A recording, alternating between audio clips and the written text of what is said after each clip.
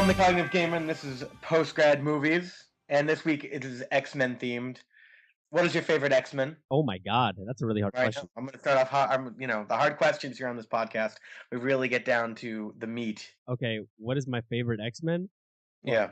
honestly, I was really impressed with Blink, the chick that did all the portals.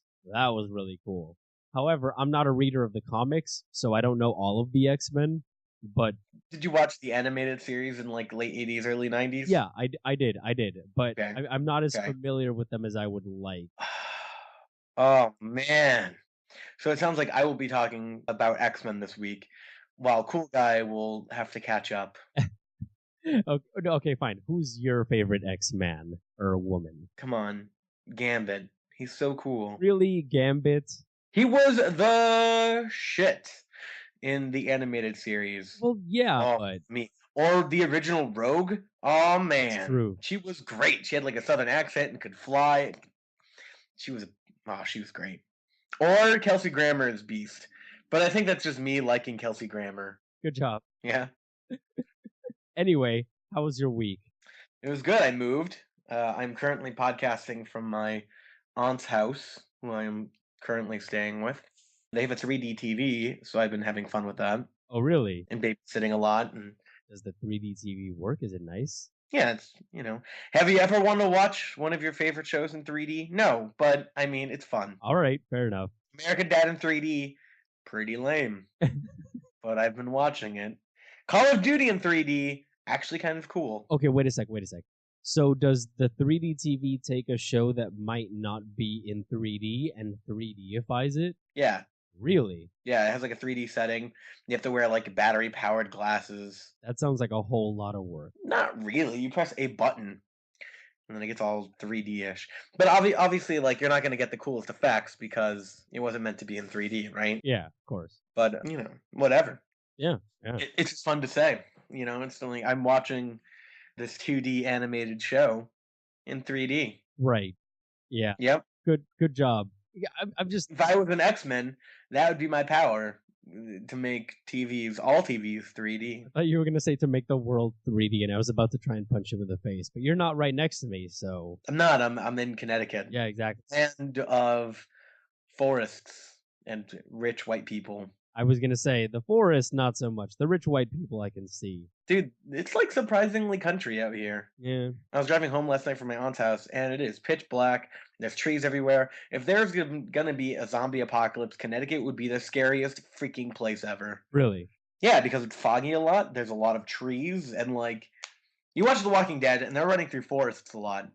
But this is like running through forests and then finding a lot of houses within the forests. Well, I mean, that's good for a zombie apocalypse, no? Well, and then there's like big cities. Like, you better be good at running through forests, is all I'm saying. That's why you get a katana. Anyway, more about your week. Give me more. I moved, which is awful. Right. So that was fun. That's about it. That's been pretty much me moving and then unpacking from moving and then babysitting. So you already moved into where you're going to be living? No. So I have to remove in August. That's awful. Yeah, I had to move out, put all my stuff here, and then I'm allowed to move in July, but obviously I will not be there in July. So then in August, I have to come back to Connecticut, get my stuff, move it in, and then I'm probably going on a road trip. So that sounds terrible. I mean, not the road trip part, the moving constantly part. Yeah, and then, in May, I have to do the same. That's like probably the thing that I miss the least about college, the constant moving around and or moving back and forth, Right. I mean, you lived on a boat, so I mean, moving just kind of happens all the time. I mean, trying to get into the United States is pretty hard sometimes. Is it? Oh yeah, definitely. What hoops do you have to go through? Like, you're coming to visit, right, for a wedding in a couple weeks.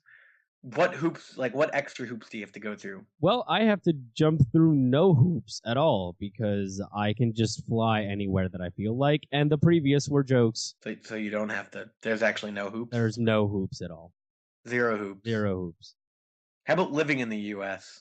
I'm Puerto Rican. I'm not Cuban. It's not like the U.S. has an embargo on me.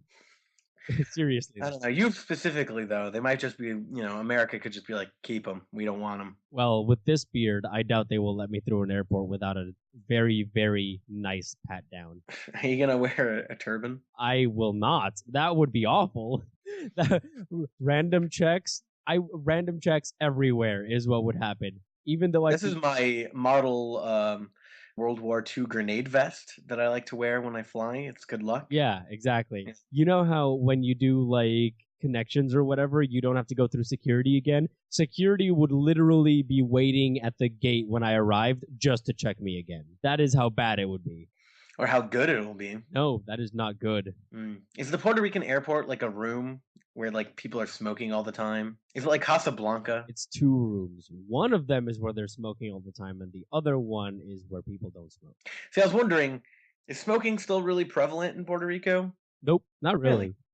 really. I imagined it being a very smoky place, but I don't know why. No, that's mostly Spain and all that jazz. Okay. What? No, I don't know. I'm asking questions. Does Puerto Rico have running water? Of course we do. Yes. I'm in Connecticut, So that is so like the Puerto Rico of the United States, is what you're saying. I think it's like the opposite of that. It is the exact opposite of Puerto Rico. You have wild horses. We have people who ride horses. But our wild horses are because people that rode horses decided to let them go. No, they're just crazy. That too. Our hobos probably have nicer houses than the people in Puerto Rico. Then some people in Puerto Rico, because there's some people here that have some really nice houses. Yeah, imagine if I did something illegal in the US. Puerto Rico maybe wouldn't be my first choice. No. No. Is land cheap in Puerto Rico? I imagine it being crazy expensive. I mean, it depends. Okay. And On what? the whole economic thing hasn't really helped much in your property acquisition front. Mm. Honestly, I can't even tell you because it depends. So how was your week? So, I am about to tell you something that'll blow your mind. Mm-hmm. I got Got a sick. girlfriend. Wait, what'd you say? I got sick. Wait, what? Like with a cold? Like you remember how How you thought you were some kind of superhuman? no, Yes. no. How I don't get sick, but or how I hadn't gotten sick for approximately like 5 or 6 years. Tomato avocado. Yes, we just said the same thing. So that's Yeah. a no. I'm not a superhuman because I don't get sick. So for those of you who don't know, Nobody knows. Let's just assume nobody knows. You haven't gotten sick with a cold or a flu or anything in 6 years. I get it. no. So when I was younger, I got sick with like every disease known to man, and from that point on, I've only gotten sick a maximum of like once a year, and I get like a fever for maybe a day, and I call that like my reboot point, like turn off and on your computer kind of thing. Sure, let's just make up fake science. Okay, continue. And from that point on, I don't Mhm. get sick at all Mhm. for the rest of the year until I get Right. another fever. It's not like it's a really yearly thing. It's more like it just sort of happens when it needs to happen, and then no more sickness forever. Okay, so you got sick. So yeah, so I hadn't gotten that normal, old faithful kind of getting sick. Wait, what does old faithful getting kind of sick mean? Like you're puking? No. I'm saying like I'm saying that it was old faithful because it was like really regular that I would get sick, around once a year, maybe once every 2 years or something like that. But that hadn't happened for like 6 years, and I was really scared that I was going to suffer from the big one, that thing that everyone's waiting for. You get like the really regular earthquakes in California, but everyone is really scared of like that possible 9 magnitude earthquake, Like cancer. Yeah, right. Yeah, like I was just gonna get sick and get cancer all of a sudden. Okay. So I was scared that I was gonna get some crazy disease or whatever. So as it turns out, instead of being sick with a fever for one day, I instead got a sore throat for one day and then really congested a second day, and then it was over. So that is what my It sounds like allergies. That doesn't even sound like getting sick. well, I mean, I did sand the floor of my house. Like we have a wooden section, and I sanded the whole thing with really fine powder. So maybe that caused it, and I haven't actually gotten sick. I'm guessing that's what it was. What? Are we going to talk about benign injuries? Because I cut my lip on a chip yesterday, and it still hurts. So, like, let's talk about that. I was eating a chip, okay, and it cut my lip, but the chip had salt and Oh, lime on it it, was and salt. it just kind of Wait, was sucked it a a little bit. was it a horizontal or a vertical cut? It is a horizontal cut Oh man, those are the worst. on like the side. You know the ones you get when you like eat Otter Pops? Yeah, it's like one of those. Wow, that's awful. Yeah, it's whatever. Though, okay, let me bring up something, okay? Since your week was so boring. Oh, thank Um, you. you're welcome. So I'm from Colorado, and every time somebody looks at my ID or my credit card that says I'm from Legal Colorado, marijuana. exactly. Like people just assume I A smoke and buy weed and B enjoy it constantly. Like every time they're like, "Oh, so you're from Colorado?" I'm like, "Yup." And they're like, "So, how's the recreation?" I'm like, "I go out, I don't really ski that much." And they're like, "No, no, no, the recreational drugs." And I'm like, "Oh God." You know And that's of course you just say, "It's cool, I guess." I don't know. that has actually happened to me here, but it happens when they ask me where I studied and I say Colorado State University and they go like, "Oh, Boulder, marijuana." And I'm like, "No on both of those actually." Yeah, exactly. People, the only people that go to Boulder that are from out of state are Californians. Like already rich people go to Boulder. But yeah, and what do you say to that? And like, what has changed? We get more taxes? I don't know. Yeah, I haven't actually been there, I so mean, it's like one of those things where I can imagine it's like working in retail, and it's like every single time one of the items doesn't scan, and the person goes like, "Yuck, yuck! I guess I'm getting that for free. Yuck, yuck!" I just did that a couple days ago. You did? Yeah, Oh, it's like my favorite do joke. you know how many times they get that? Like a day, and then they got to put on Oh, the I next know. time. Believe me, I used to work retail. Oh, Oh man, that's like the best joke. oh, you're awful. Why? Oh my god. Oh, I love doing the dad jokes of That retail. is the laziest joke you can come up with for retail. Who cares? Oh, oh my god. It's all about the delivery. Uh, If you can still make them laugh using that tired ass joke, you know you're doing something right. I don't know. It's like when they open the cash register and they like open a roll of coins or grab a big roll of money and like rip it open or something, and you Mhm. go like, "I think that's all of my change right there." Like it's that kind of those awful jokes. Why? Ugh. Yeah, Oh, but it's the way you have to say it almost ironically, right? Like I know you've heard this a million times, but here it is again. But here's a new spin on it. You what? know, How could you? it's like eating toast, but today you have grape preserve instead of the normal, strawberry jam. Why would you eat toast with jam? That's What? disgusting. What's wrong? You eat toast with jam. I eat toast with butter like a You can normal. have both. I God, we are out of material. no. Oh my God. What episode is this? 30, This 40? this is our 35th episode, so I think we can call it quits now. I think we play the funeral horn I think and officially say this podcast is dead. we can turn it in, give back all of our fake equipment. Like we're done renting it. I can stop going to this stupid recording studio that I'm in. I think we're done. I think we're good. I think I can die in peace. Yeah. So anyway, you watched You X-Men. don't eat toast with jam? No, toast How about with an English muffin? with butter.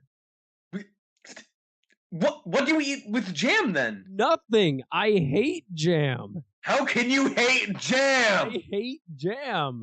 Uh, Jam and jelly, both of them. what? How about PB and J's? Nope.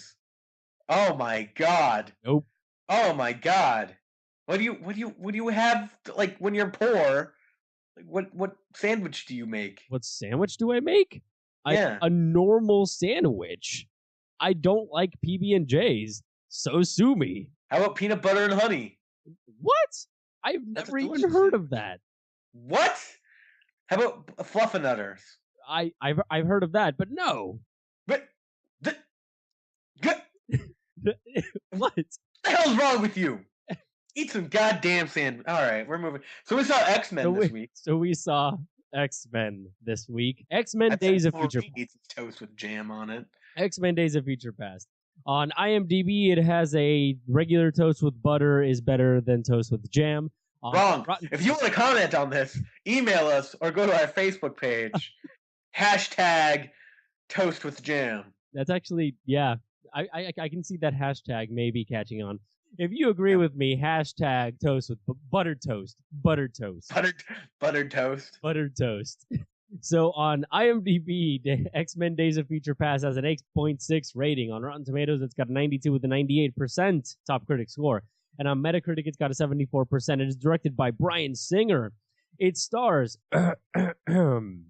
Hugh Jackman, James McAvoy, Michael Fassbender, Halle Berry, Jennifer Lawrence, Nicholas Hoult, Ellen Page, Anna Paquin, Peter Dinklage, Shawn Ashmore, Omar Sy, Evan Peters, Bing Bin Fan, and Daniel Cudmore. Cool. So, my one-sentence review for this movie. A slower, more thought-provoking X-Men that resembles more of a, I don't know how to, like almost a drama rather than an action movie. Yeah, that's pretty good. That's pretty good. Yeah. Since you already gave it a little bit of like the atmosphere and how the movie feels, I think I'm going to go a little bit different with my one sentence review and say better than all of the other X-Men movies you've ever seen. I don't know about that one. I do. Even better than X2? Yep. Even better than, well, yeah, First Class didn't have, that Kevin Bacon villain just ruined that movie for me. Really? I thought he was all right. Nah, I didn't really, I thought it was really stupid. Oh, well. I mean, I thought he was pretty fine. Yeah, whatever. Anyway, so the reason why I say thought-provoking and slower is because I saw this movie in 3D, and there is no reason to see that movie in 3D. Like, zero reason. Because, like, the biggest action scene was in the future. Well, that was brutal, man. Okay, let's talk about that. Let's talk about the brutality. We're gonna really brought into this. Yeah, film. We're basically because these X-Men died in a horrific. manner. Wait. We're basically going to be talking major spoilers about almost everything. Okay. Well, this is the first scene, even the very first scene. Yeah. It was. Oh my god! I wasn't expecting people to die that quickly. I was expecting people to die that brutally. I mean, for God's sakes, they take Iceman and rip his head off. Right. And then step on his head. And they fry the not Human Torch. That's Fantastic Four.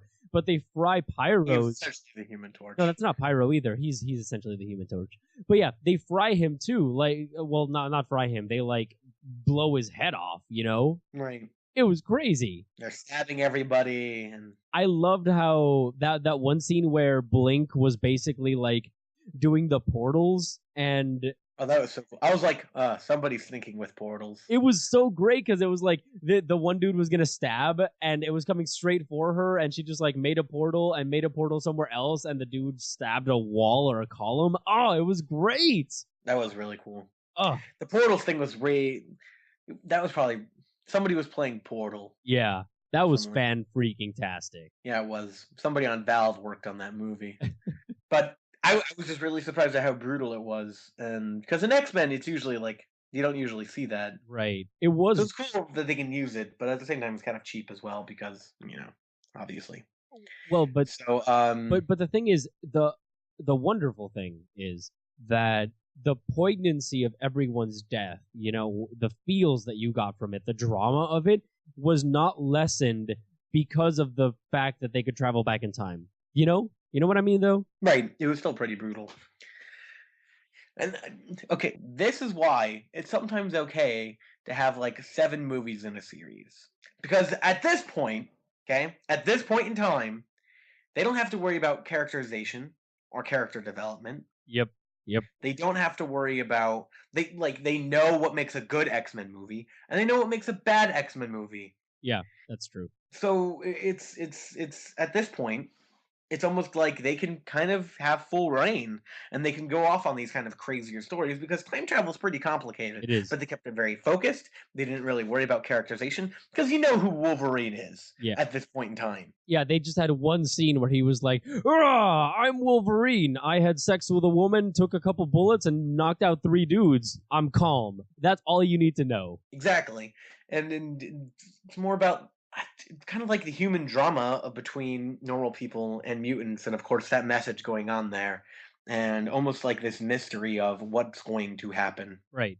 And that idea that like love and hate and these really strong emotions are universal. Even though people want to see the difference between human and mutant, these emotions and these things that people say are quintessentially human are still suffered by mutants. Even though mutants are essentially demigods, except for that one mutant that can change channels by blinking. Yeah, that guy's not a demigod. Or Toad. How freaking useless is that? Yeah. Ugh. Yeah. Ugh. Yeah. But I want to go back really quick to like the deaths and all that stuff. And something that I noticed was the fact that you saw all of them die such brutal deaths in the beginning, and Mhm. then went back in time, and then you saw what had already happened to these other people, and you realized that they had been doing this before. Like that they had been doing this repeatedly, Right. and you don't know how many times they've already died. You don't know how many times everyone's been lost. You have no idea how much death this one guy has seen. I think his name was Sunspot, the guy that could absorb all of the energy and then shoot it. Right. And Well, they're pretty well trained at this point. yeah, it's one of those things where you have no idea how long this has been going for. And it's not just the fact that you saw these people die in brutal ways and that the drama is still present, even though you've seen it before. It's the idea that, I don't know, it's almost like futility. It's the fact that these people have been trying for so long and have been trying so much, and they just have not been able to do anything. They're just struggling to survive.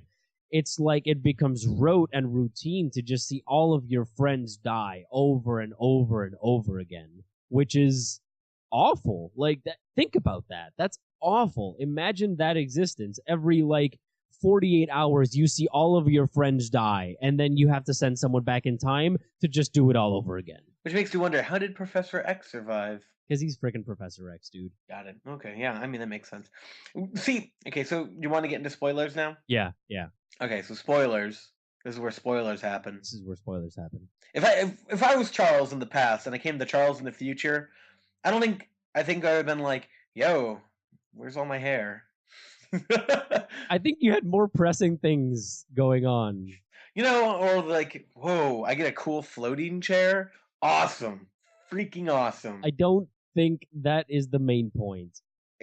I don't think so. But he could have been like, I don't know, be like, "Man, I got old." Are you saying like a throwaway line, like after James McAvoy's been crying the entire time, he turns to Professor X and goes like, "Cool chair." Yeah, totally. That movie kind of had like those one-liners that were pretty funny. So I do love how Charles, the younger Charles, was trying to quote the end of First Class scene where they see Wolverine. oh yeah, Yeah, and he quoted it wrong too. what did he say?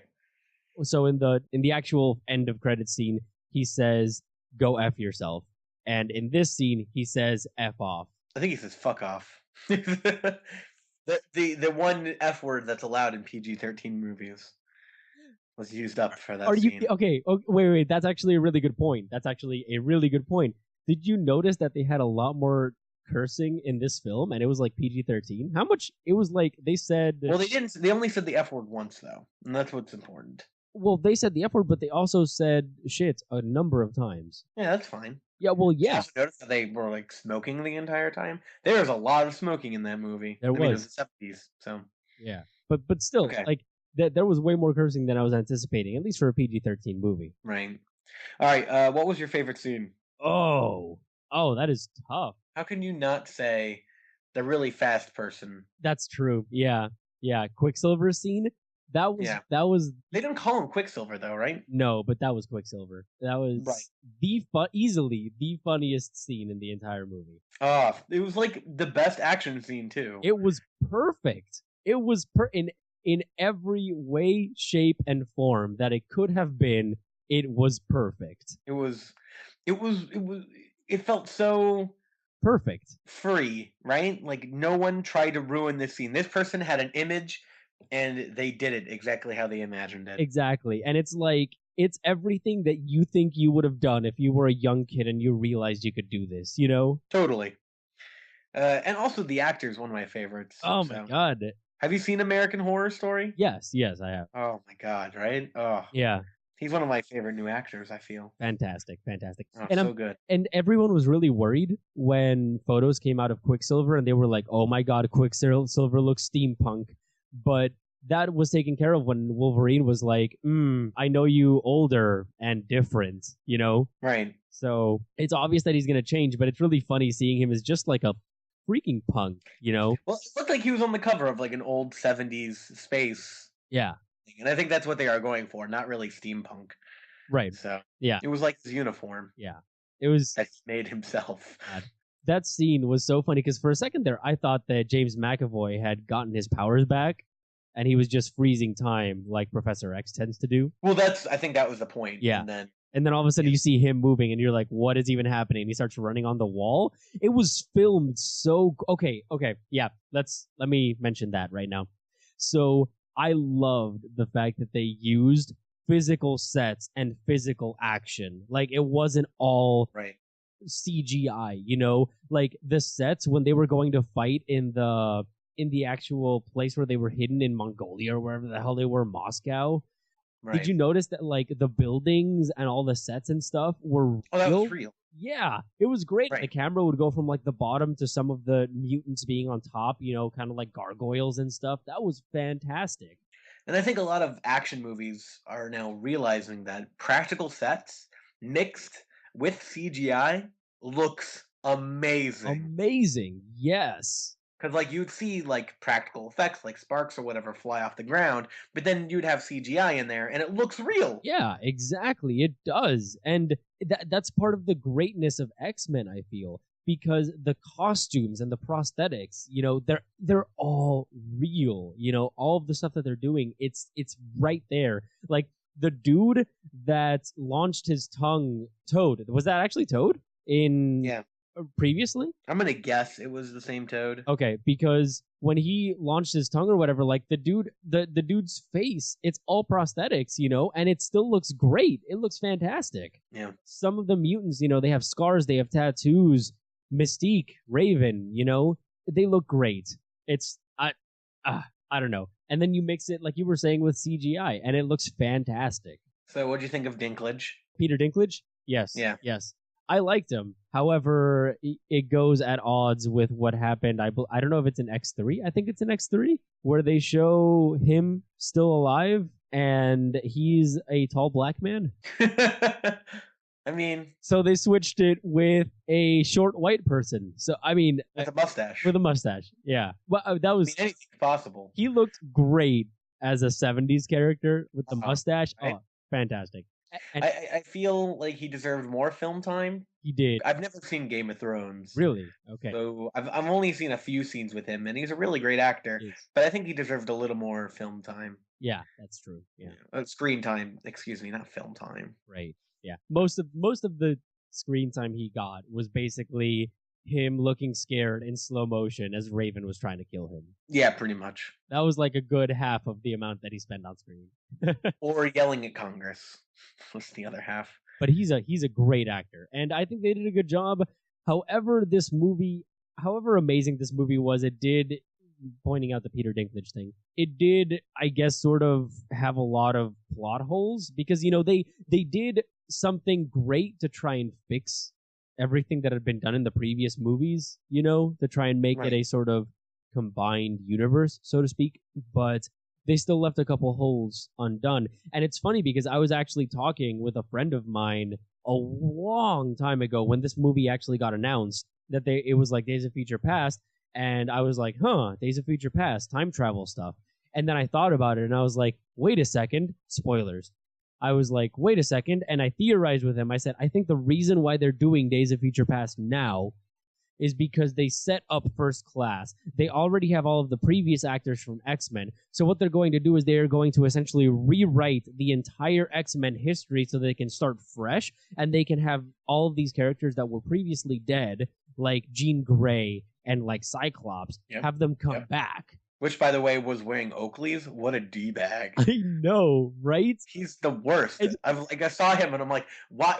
You should die again. You just need to die again, Cyclops. I love how everyone was like, oh, Cyclops died. Why would you kill one of the main characters? But as soon as he came back, you were like, oh, I hate you. It was, He was the worst in everything. Even the animated series, he was on I saw an episode recently. He was on a date with Jean Grey, and he's like, "Oh my God, somebody's in trouble," and she's like, "Oh, just whatever," and he's like, "No, I need a Captain America this up." I'm like, "Oh God, fuck off, Cyclops." Sorry, he really annoys me. oh my god, I just love how hilarious that was because everyone that's the thing that everyone complained about. Everyone complained about so many people dying, and then they used the example of Cyclops dying right in the beginning of X3, and then now he appears, and everyone's like, "Oh God, Cyclops!" Though, wouldn't it be like, okay, in X3, I think it would have been way more dramatic if Cyclops lived and Jean Grey going crazy instead of him just dying. Yeah, but remember that he was like not really that big of a character. The most important character was Wolverine, and they realized that. They were like, No, Wolverine. I think they realized that, like, in this movie too. They're like, okay, everybody loves Hugh Jackman as Wolverine. Yeah, but Let's give him his own movie, which, by the way, is pretty good. It was.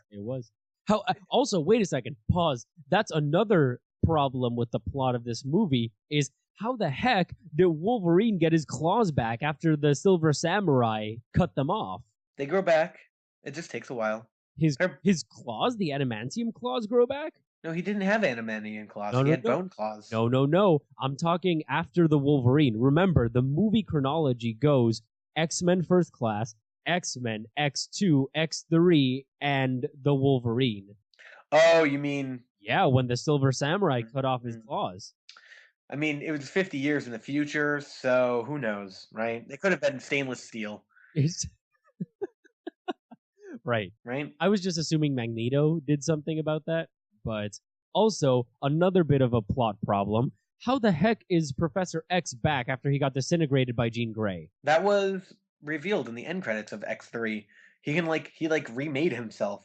Well, okay, what is revealed in the end of X3 is someone waking up from a coma or whatever, and you just see the actual bed, and the nurse, I haven't seen X3 in a long time, but the nurse goes like, "Professor, you're back," or something like that. She goes, "Professor," but you never see who's actually under the sheets. I'm pretty sure it shows him. Does it? Yeah. Okay, let's pause and find out.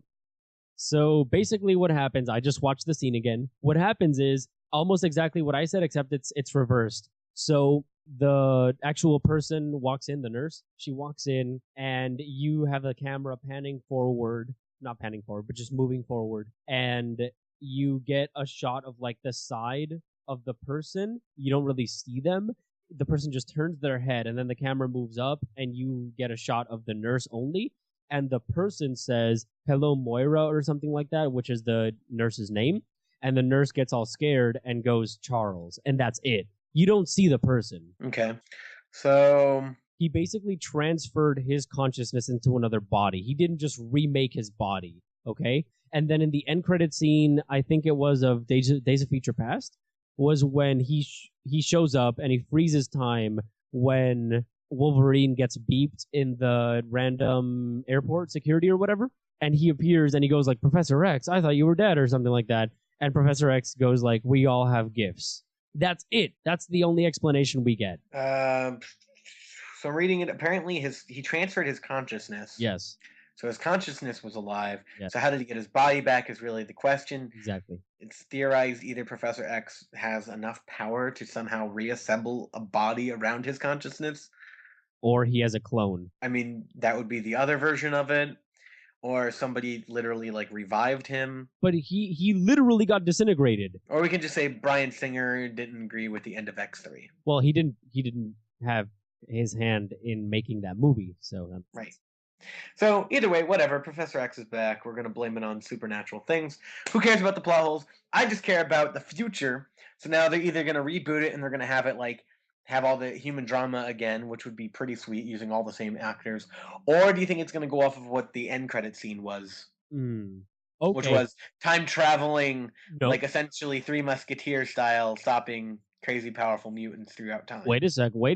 Let us talk about that end credit scene. Do you know who that was? Was it Apocalypse? Yes, that was Apocalypse. And do you know what was going on? That the construction of that scene was phenomenal. I couldn't tell if it was Apocalypse or Sinister. No, it was definitely Apocalypse. Because do you know what the next X-Men movie is going to be called? What? X-Men Apocalypse. Oh, Jesus. Okay. Yep. So the way that the scene worked in the end credits, oh my god, spoilers, everyone. That scene is great. So you get a shot of like the rolling desert, and then it comes up and you see this man getting worshipped by a bunch of people, and then all of a sudden it pans up and it tilts up and you start seeing all of these blocks arranging themselves into the pyramids. Right. And it spins around. You see him doing all of that as a young man, and all of a sudden you see at the far end, and there's 4 horsemen. And those are the horsemen of the apocalypse. Oh, it was phenomenal. It was perfect. The construction of the scene was great.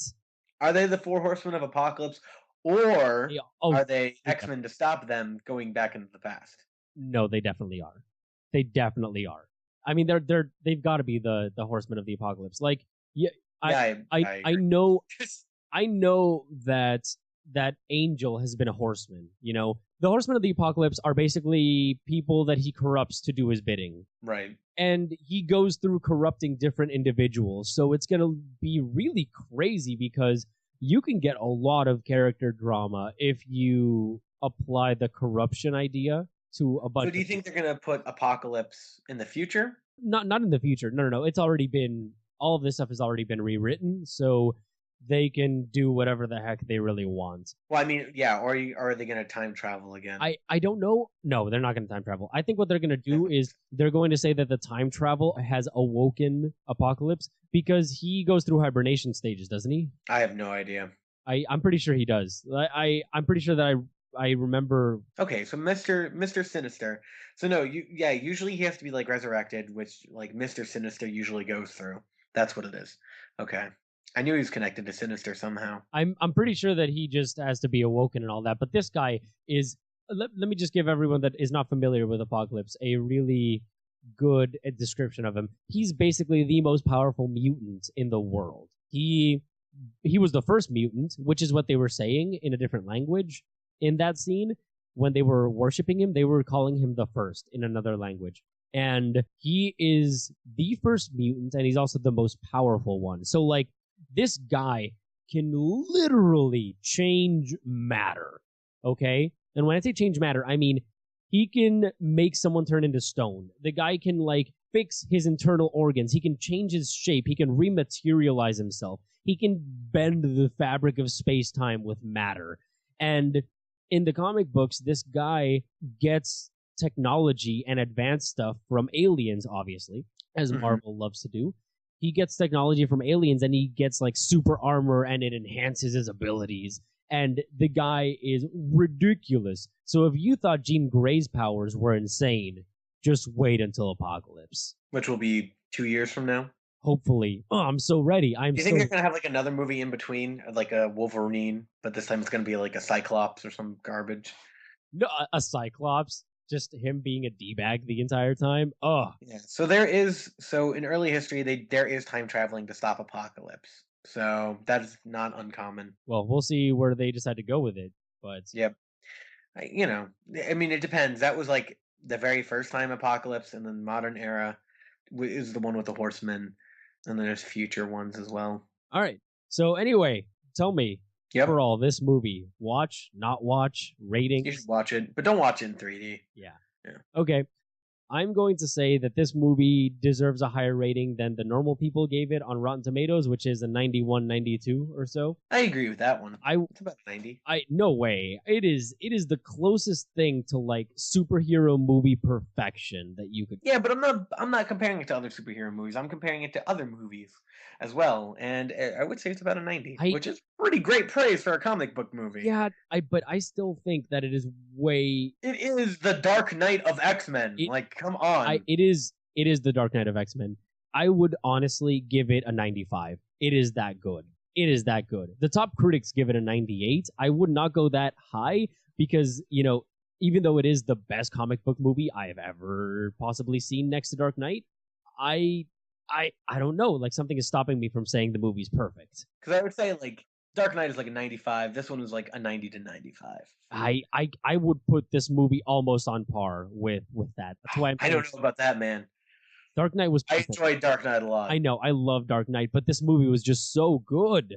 Oh, like you felt their pain. And even though you heard the lines in the trailer, you know, like we wasted so much time fighting each other, when he actually delivered that line, I was like, it was too much cognitive gamer. All right, so let's move on to a really shitty movie. Oh, So we saw Machete Kills. It has an IMDb rating of 0, and it has a Rotten Tomato score of 0, and it deserves a 0. okay, so on IMDb it's got a 5.7. On Rotten Tomatoes it's got a 29 with an 18 top critic score, and on Metacritic it's got a 41%. It is directed by Robert Rodriguez. It stars, and I'm going to say most of these in Spanish, Danny Trejo, Mel Gibson, Amber Heard, Michelle Rodriguez, Sofia Vergara, Lady Gaga, and Antonio Banderas. Cuba Gooding Jr. With extra people, Charlie Sheen, Vanessa Hudgens, and Damien Burchell. So let's talk about this movie. One sentence review, go. A B movie that tries way too hard to be a B movie. I'm going to say a B movie that tries to outdo its predecessor, but just gets kind of lost in that. Yeah, totally, right? Like, it just tried way too hard. Yeah. Like, the first movie tried way too hard as well. But it worked. That's like the biggest complaint I have. But Machete actually kind of succeeded in being a B movie. Right, yeah. This one, it's... I don't like B movies that are self-aware of its B movie. Like, that's what it's going for. To be a good B movie, you have to try really hard to be a good movie, and then it just turns out to be bad. Yeah, right. Like I think the biggest praise that I can give this movie is the fact that it definitely lives up to its name. You know what I mean? It's called Machete Kills. That's all that happens. That is all that happens, and it's trying to like kill in crazier and crazier ways every single time. Right, exactly. I mean, cutting off somebody's head and then cutting it out in half again. Pretty great. There were some scenes that were pretty great in their construction. I also love the fact that in the beginning of Machete Kills, you had the fake trailer for Machete Kills Again in Space. Right. That was hilarious. And honestly, which I think they're making. I would watch Machete Kills Again in Space. I would watch it so quickly. Even though this movie kind of flopped a little bit. Like, I think it broke par. It almost did. It missed the margin by 5 million, I think it was. But but that's box office. I mean, they could also maybe off of like movie, like DVD and royalties and blah, blah, blah. However, if Machete Kills Again in Space is going to be a movie, I would watch it so quick because it looks so B movie. It looks so fantastic. It's perfect. Is it sad that the fake trailer was better than the actual movie? No, it's not sad. Okay. It was just I don't know, man. I don't know. It was so cliche. It was because you can be cliche in a bad way. This movie was just sort of cliche. Right. And then it was like it tried too hard. And I think that's by the end of the movie, it was like this movie's gonna be Star Wars. This is gonna be Star Wars. Was it Star Wars? Didn't you notice that? Spoilers. No, I did, but spoilers. When she got freaking frozen in carbonite. I know. It was Star Wars. By the end of it, they were like, this next movie is basically going to be B Star Wars. Which would be great. I mean, he gave him a lightsaber. A light machete. Oh, excuse me. But yeah, like, I mean, there were some scenes where you were like, whoa, you know, like some of the scenes that really took me by surprise was when, spoilers, Machete got shot a lot. That was a pretty great scene. Like the way that the shot was framed was really great. No, I think the directing and cinematography was pretty great. Robert Rodriguez is really good at that, and he's really good at adding B special effects in a really gritty and real way to a movie. You know what I mean? Oh, no, I totally know what you mean. But the movie itself, I think the dialogue, like this has always been an issue with his movies. Like Rodriguez can frame and make really good movies, but the stories usually are always lackluster. Yeah. It's like he's way better at making movies than he is at writing them. Yeah. He insists on writing them. So what do you think? Should people watch this movie? I see, I don't know. Like I'm pretty sure you feel the same way. It's like, I don't know, Yeah, I totally. it. Like, if you did a bunch of drugs, should you watch this movie? Oh, definitely, yeah. Right. Okay. Yeah. Right. I mean, it's got some pretty decent and just like completely Deus Ex Machina and director coincidence type of scenes. Like when he's digging his own grave and he just hits on the tunnels that Mexicans go under to get to the US. Like, what? Like, come on. And then he drives his car through it. Come on. Oh my God. And then you got the dude going like, you'll never be able to get through that thing. And then the guy goes like, you'll never be able to get through the thing. Ah, I know the way. Aim for the thing, go fast. Like it's so bad, but at the same time. But at the same, it's so bad. But it's like they knew it was bad, which I don't like.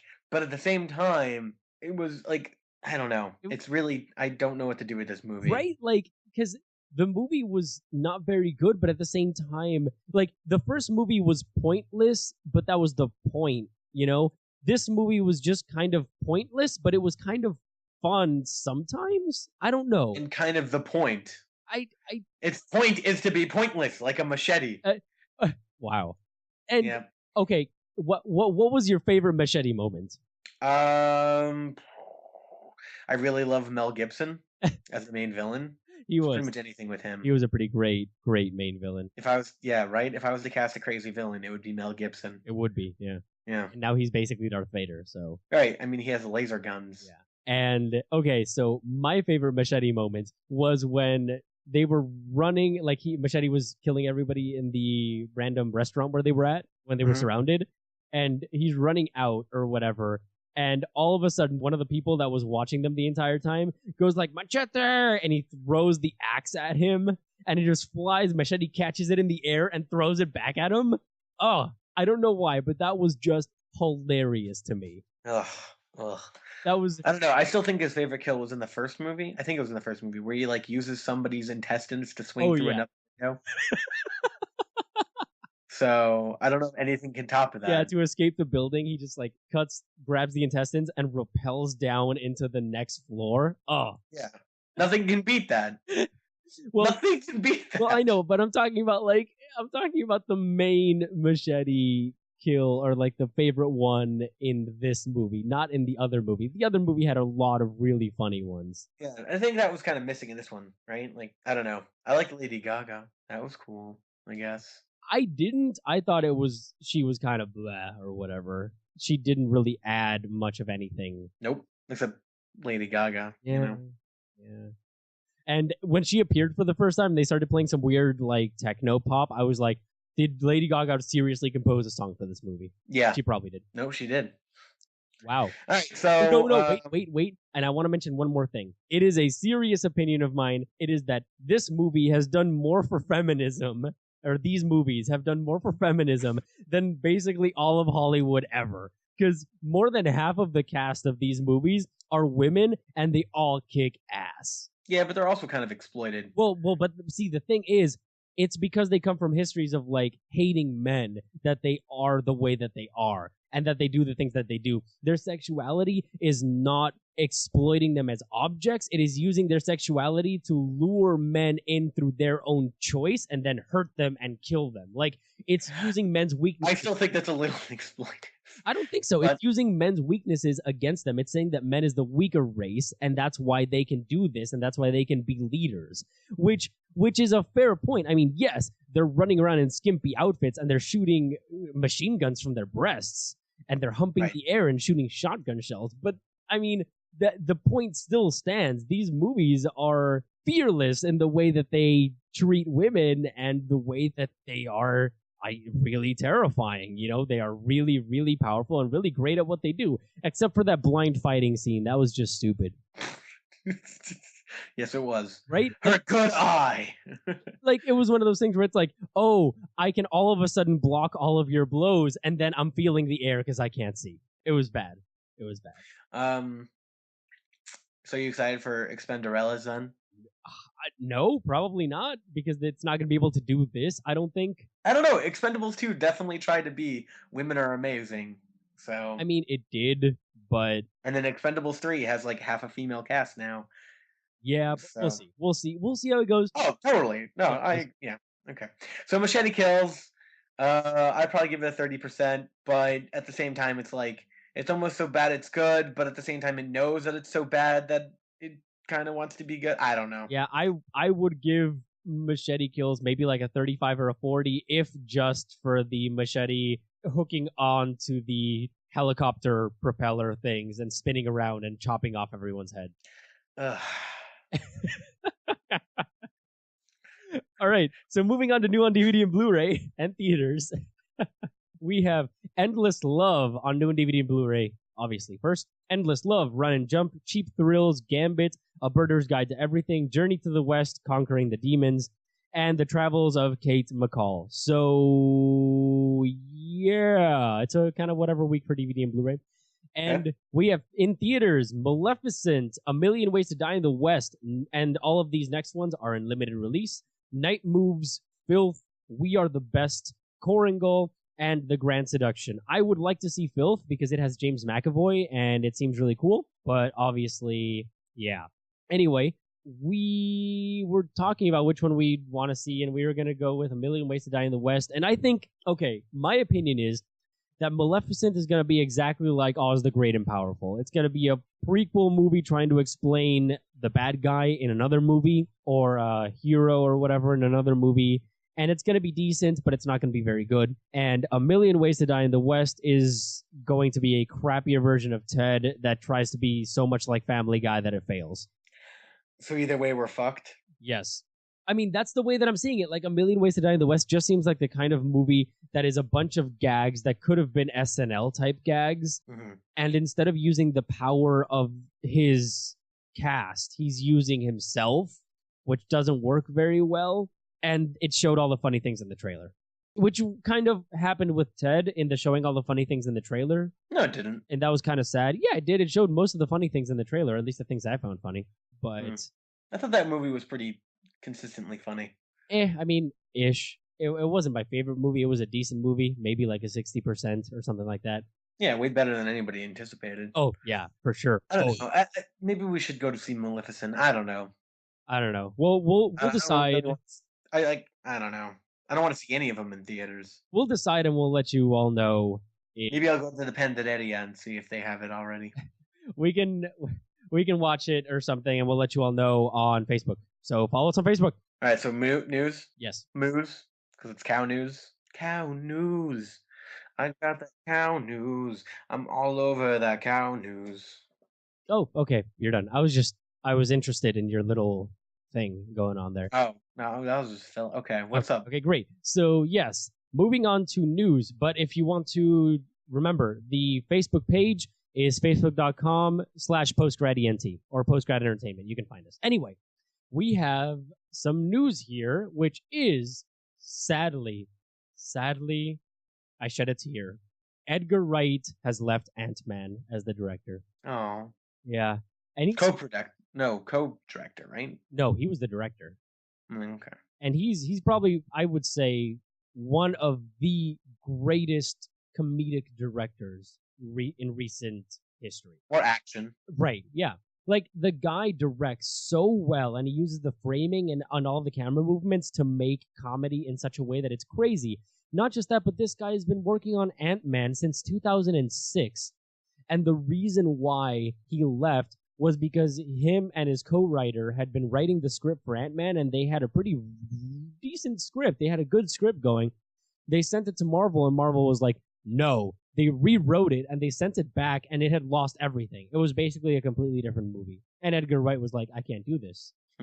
I wonder why. I mean, that's really sad, you know? But I mean, that happens all the time, especially when you're working with Disney. Let's think about it. The movies that we see now, like we talked about this with Captain America, the amount of rewrites and new and write-ins must be astonishing for that movie to fit within the movie itself to be entertaining, for it to fit within a TV show, for it to fit within this larger galaxy, and then also to brand it to be in the parks. Yeah, I know, but so independence and those type of ideas just sometimes dies. But he had been working on Ant-Man for years with Marvel, you know? Come on. But then Marvel was bought out. It's just, You gotta trust the man. The man is a genius. He's a comedic. Maybe he wrote crap. Ugh. All right, next point. Anyway, the actual really sad thing was that Joss Whedon, he tweeted a picture of himself holding a cornetto in the air and like looking down with his eyes closed. That was quite sad. It was a nod to a great director and to the Cornetto trilogy, which is probably the greatest comedy trilogy, I don't know, of all time. And it's whatever. How many comedy trilogies are there? Dude, well, Bad Boys 1 and 2 by the great Michael Bay. I mean, it's not really a trilogy. Well, wait, Rush Hour, that one too. I don't know. I mean, that's setting the bar pretty low. Hey. Anyway, next bit of news is the fact that Spike Lee was sued over the Old Boy posters. Because apparently the guy made these Old Boy posters, like the mock-ups and stuff like that, and he was working on them. He sent them to the people from the studio, and he was like, okay, pay them. You got to pay me for the posters if you want to use them. And they never paid him. And they It's stuff like that that's just great. And Spike Lee's like, yo, dog, I don't know who this guy is. And it was hilarious, because he took to Twitter to saying, like, I don't know who this dude is, but he's crazy. And the greatest part about all of those tweets were that every single word was capitalized. I mean, Spike Lee is capitalized, so you would just assume that he just capitalizes everything. That would be his logic, actually. I can totally see him saying that. Spike Lee's computer just has caps lock permanently, like, stuck into the computer. Right, of course. All right, anyway, that was just instead of saying caps lock, it just says Spike Lee on it. So he hits the Spike Lee button. So Spike Lee is the new Matt Damon. Spike Lee! No. Spike Lee is just a new caps lock. Oh, okay. All right. Anyway, the next bit of news is the fact that the Raid remake has been put on hold, which is... What remake? The Raid. Oh, okay. Which is fantastic, because a remake of The Raid would suck. It would be Dread. No. The Raid is the crazy action, amazing... No, I know. I'm saying it would be just like Dread. Those movies were pretty freaking similar. But no, like... Let's go to the main person main villain who owns an entire apartment building, and then let's fight up the building. No. Down the building. No. The point of The Raid was the insane and amazing and wonderful choreography.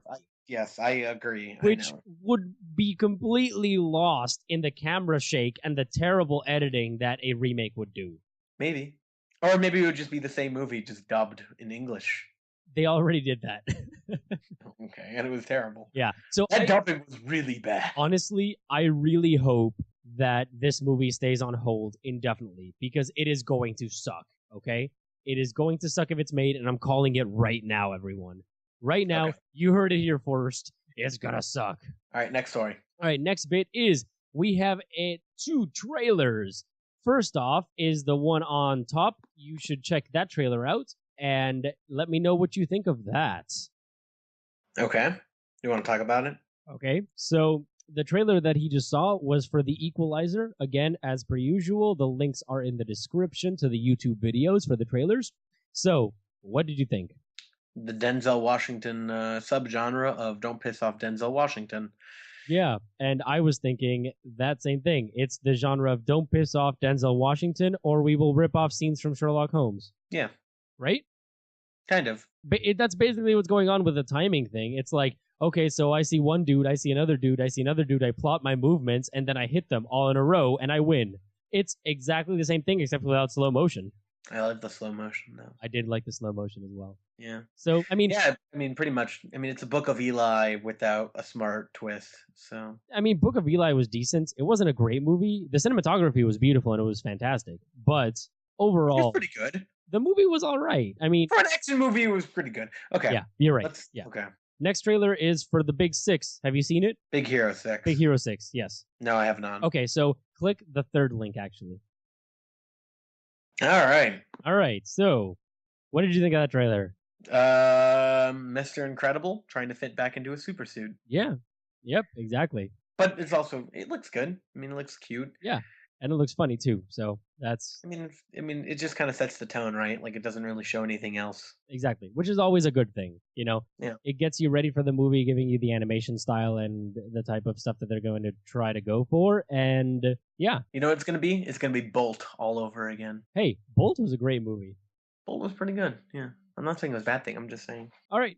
So I think with that, we are done. So anyway, thank you all for watching. I'm Cool Guy Cognitive Gamer. You can follow me on Twitter at the Right Pad. You can follow him at Cognitive Gamer, as you can probably figure that out. Or Glitz and Tits. Or Glitz and Tits, which is his girlfriend who has more followers. Does she still have more followers than you? Yeah, she always will. She hasn't beaten me yet. Huzzah. And you can also find us on YouTube, PostGrad Games. And we also have the older podcast where you can skip through by clicking the links in the description to whatever you want to hear us rant about, which is always nice. You can check us out on Facebook, like we mentioned previously, facebook.com/postgradent or postgradentertainment.